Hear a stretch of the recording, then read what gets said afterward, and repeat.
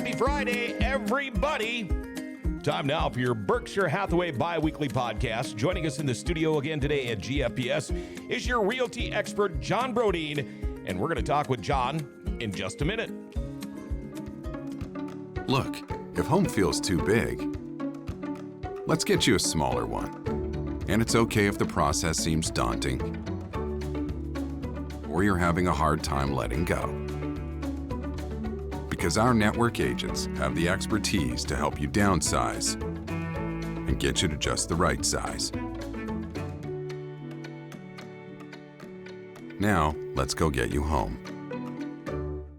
All right, we are back with realty expert John Brodeen. John, how are you today? Good. How about you? Good. I'm doing good. I'm itching to get out and maybe do a little more deer hunting. How's your weekend plans? What do you got going on? I think we're gonna go to that dueling pianos thing. Oh, yeah. So I think that's about all we really got. Is that at the Empire? Yeah. Okay. Have you seen him before? I think it was at a show, maybe in Vegas. Okay. It could have been somebody else, but I think it was the same thing. Yeah. You're not a deer hunter?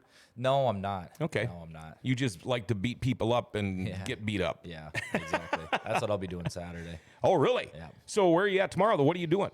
Tomorrow, I'll be Saturday. Yeah. I'll be at PMA, my gym. Oh, okay. From I thought you were 3 to 5. Okay. No tournaments or anything. If that's Oh, what you're okay. doing. Okay. When is the next one? Do you have any idea? There's one in January. Okay. But I've got a trip to Mexico in December and stuff, so I don't priorities, it's man. in the cities. Yeah. I don't know. I haven't decided yet. Okay. I'd have to cut a few pounds, and that Yeah. always sucks. Yeah. Well, you don't want to do that right on your way to vacation either. Oh, I know.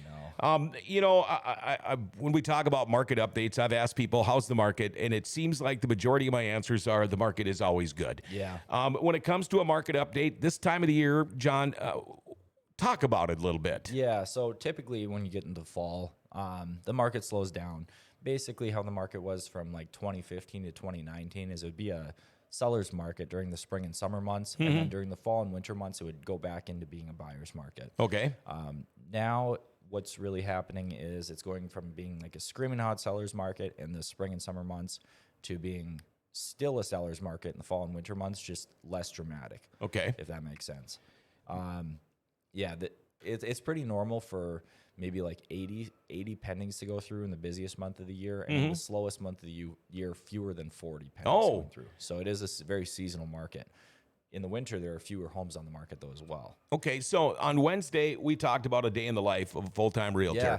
So now, with the market, trending, slows down a little bit. Yep. Does that mean winters or this time of the year slow down for realty expert John Brodeen? Yeah, compared to the spring and summer months. It goes in waves a little bit for me, where there's still times where I'm quite busy in the winter and fall, but not quite as busy not as many active clients at once as during the spring and summer. Spring and summer, I can be really, really busy at any given time. When somebody asks, how is the market? What is all involved with the market? Yeah. So, when somebody asks how the market is, you can say it's good. It just depends what side you're on.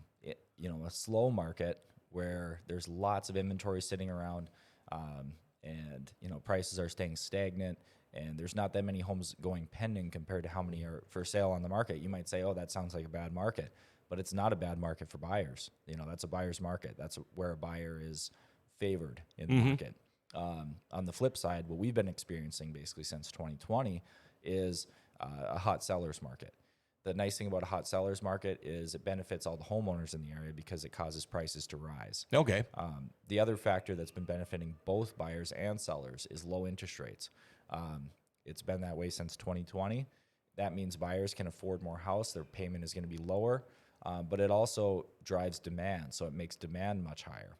And when demand is higher, that's going to cause more of a seller's market, which is there's an imbalance between supply and demand favoring the sellers, and it's going to drive prices higher. So prices are increasing, but the affordability is also increasing due to lower interest rates. Sure. So it's been the interest rates have been favorable to both sides in the past couple of years. The market has been a little harsher on buyers in the past, year and a half. just because they don't have that many homes to pick from. Right. There's a lot of competition amongst buyers for the homes that are available. Are you finding that less and less newer homes are being built because of lumber and prices of materials and things like that, or doesn't really concern you? Not necessarily. If anything, I'm seeing fewer of the luxury homes being built right now. But like Thompson Homes is probably the biggest builder in the entry level market. They've begun building a lot of twin homes, but they still are building a lot of single family homes. And their pricing has gone up to kind of reflect the market and the increasing building materials. But they're still putting up a ton of homes, and they still are in an affordable price range. Now, are interest rates, are they still under 3%? They've just finally gone over 3. They're at like about 3 1/8 right now. Okay. And how often do the interest rates change? They can change weekly. Okay. Yeah. And just depends on what's going on around the world or what? So I'm not a lender, so I don't know this stuff as well as a lender would. But Sure. From my understanding, it's not directly affected by the Fed. That has some influence on it, but it's more reflected by the supply and demand in the mortgage market. That's what oftentimes reflects the mortgage rates.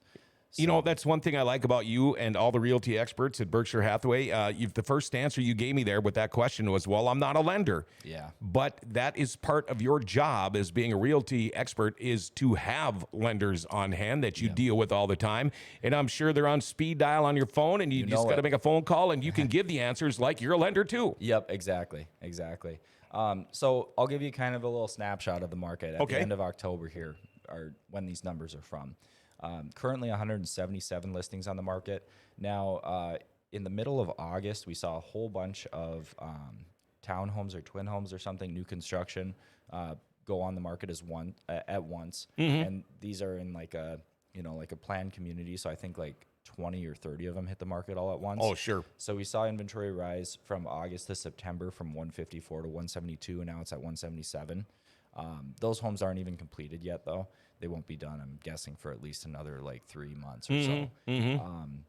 So new listings that hit the market during October, 74 new listings hit the market, 75 homes closed. Average days on market from the closed sales was 75 days. Average sale price out of those 75 closings was $269,974. Pretty high average sale price. That's been pretty high these last few months. The number of pendings that went through was actually pretty high for the month of October. Normally we see this down in like the 40s. It was at 54 homes went pending during October.